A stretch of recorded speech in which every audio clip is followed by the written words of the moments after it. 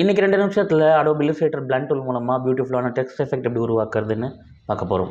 முதல்ல நான் ஒரு பேக்ரவுண்ட் லேயர் போட்டுக்கிறேன், ஒரு ஸ்கொயர். இந்த லேயரை லாக் பண்ணிக்கிறேன். அடுத்து மேலே இருக்க லேயருக்கு வரேன், டைப் டூல் கிளிக் பண்ணுறேன், டைப் பண்ணுறேன், எஸ்கேப், டெக்ஸ்ட் செலக்ட் ஆகிடும். ஷிஃப்ட் அண்ட் ஆல்ட் ப்ரெஸ் பண்ணி அதை நான் பெருசு பண்ணுறேன். ஸோ 2 கலர் எடுத்து வச்சுருக்கேன், ப்ளூ. இதே ஆல்ட் ப்ரெஸ் பண்ணி டூப்ளிகேட் பண்ணுறேன், க்ரீன். இப்போது இந்த பின்னாடி இருக்க டெக்ஸ்ட்டை ஆர் ப்ரெஸ் பண்ணுறேன், ரொட்டேட் டூல் வருது. Again shift and alt press பண்ணி நான் அதை ரீபொசிஷன் பண்ணுறேன். இப்போ blend டூல் கிளிக் பண்ணிவிட்டு ஃபஸ்ட் டெக்ஸ்ட்டில் ஒரு கிளிக், பின்னாடி இருக்க டெக்ஸ்ட்டில் ஒரு click. So blend tool apply ஆகிடுச்சு.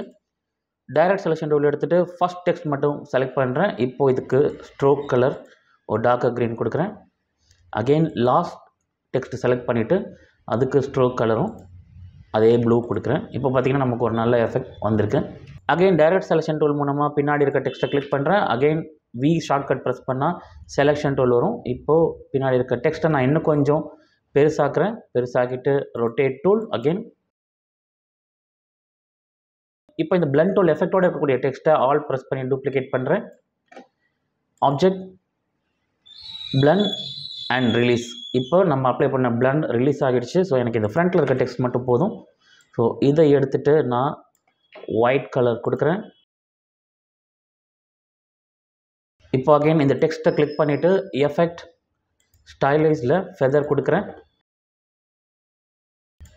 ஒரு 15 பிக்சல் கொடுத்துட்டு ஓகே கொடுக்குறேன்.